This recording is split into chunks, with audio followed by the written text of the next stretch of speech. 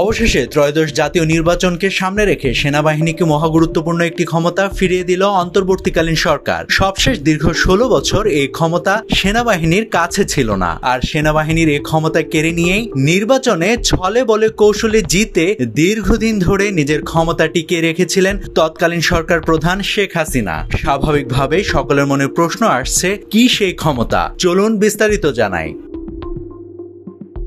জানা গেছে ২০০১ সালে সপ্তম জাতীয় সংসদ নির্বাচনকে সামনে রেখে আরপিও সংশোধন করে আইন প্রয়োগকারী সংস্থার সংজ্ঞায় সশস্ত্র বাহিনীকে অন্তর্ভুক্ত করা হয়। এতে বলা হয়, একজন পুলিশ কর্মকর্তার মতোই নির্বাচনী অপরাধে বিনা পরোয়ানায় গ্রেফতার করতে পারবেন সেনা, নৌ ও বিমান বাহিনীর সদস্যরা। কিন্তু ২০০৮ সালে নবম জাতীয় সংসদ নির্বাচনে জয়ী হওয়ার পর আওয়ামী লীগ সরকার ওই সংশোধনী অধ্যাদেশে আইন প্রয়োগকারী সংস্থার সংজ্ঞা থেকে সশস্ত্র বাহিনীকে বাদ দেয়। এর ফলে নির্বাচনের দায়িত্ব পালনে police, arm police battalion, RAB, Ansar, BGB, কোস্টগার্ডের যে ক্ষমতা তা সশস্ত্র বাহিনীর ছিল না।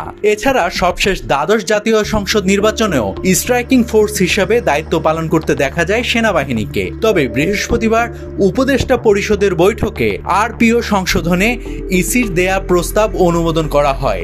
এরপর সংবাদ সম্মেলনে আইন উপদেষ্টা ডক্টর আসিফ নজরুল সাংবাদিকদের বলেন, আইন শৃঙ্খলা রক্ষাকারী বাহিনীর সংজ্ঞায় এখন আর্মি, নেভি ও এয়ারফোর্সকে অন্তর্ভুক্ত করা হয়েছে।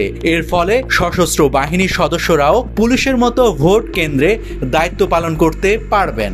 এতে নির্বাচনে সশস্ত্র বাহিনীর মোতায়েনের জন্য নির্বাচন কমিশনকে আর সরকার বা রাষ্ট্রপতির মুখাপেক্ষী হতে হবে না। সংস্থাটি এখন নিজস্ব সিদ্ধান্তে এ ব্যবস্থা নিতে পারবে।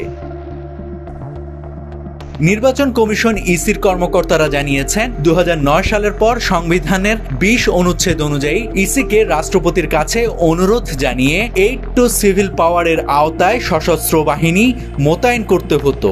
অর্থাৎ সেনাবাহিনীকে নির্বাচনে দায়িত্ব পালনের জন্য রাষ্ট্রপতির অনুমোদন প্রয়োজন ছিল।